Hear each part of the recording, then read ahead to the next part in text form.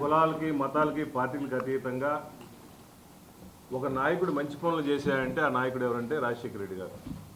అటువంటి మహానుభావుడి విగ్రహాలు ఈ కూటమి ప్రభుత్వం వచ్చిన తర్వాత కావాలని ధ్వంసం చేస్తూ కొన్ని చేతులు తీస్తుంటారు, కొన్ని తలలు తీస్తుంటారు. పైశాచిక ఆనందం, దీన్ని పైశాచిక ఆనందం. శాడిస్టులు. రాజశేఖర రెడ్డి గారు మీకేం చేశారు? అందరికీ న్యాయమే చేశారు, అన్యాయం చేయలేదుగా. రాజశేఖర గారు తలను తీసేయడం కావాలని చెప్పేసి కూటమి ప్రభుత్వాలు భయం పెట్టి ఈ రాష్ట్రంలో చంద్రబాబు నాయుడు గారు వాళ్ళు వచ్చిన తర్వాత సుమారుగా 715 మర్డర్లు చేశారు. దాంట్లో పొలిటికల్ కేసులు ఎక్కువ.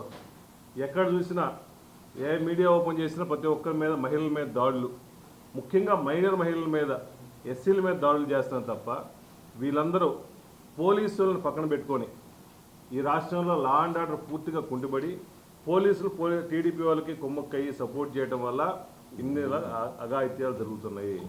దయచేసి డీజీపీ గారు మేల్కొని మీరు రాష్ట్రానికి శాంతి భద్రతలు కల్పించాల్సింది పోయి టీడీపీ వాళ్ళకి సపోర్ట్ కాదు. మీరు టీడీపీ వాళ్ళ దగ్గర ఆ ఇంట్లో వాచ్మెన్ లాగా పనిచేస్తున్నారు తప్ప ప్రజలకి సెక్యూరిటీ ఇవ్వట్లా, ప్రజాప్రతినిధులకు సెక్యూరిటీ ఇవ్వట్లా. దయచేసి ఇటువంటి రాజశేఖర్ గారి మీద కానీ మిగిలిన విగ్రహాల మీద దాడుల్ని పూర్తిగా మేము ఖండిస్తున్నాము.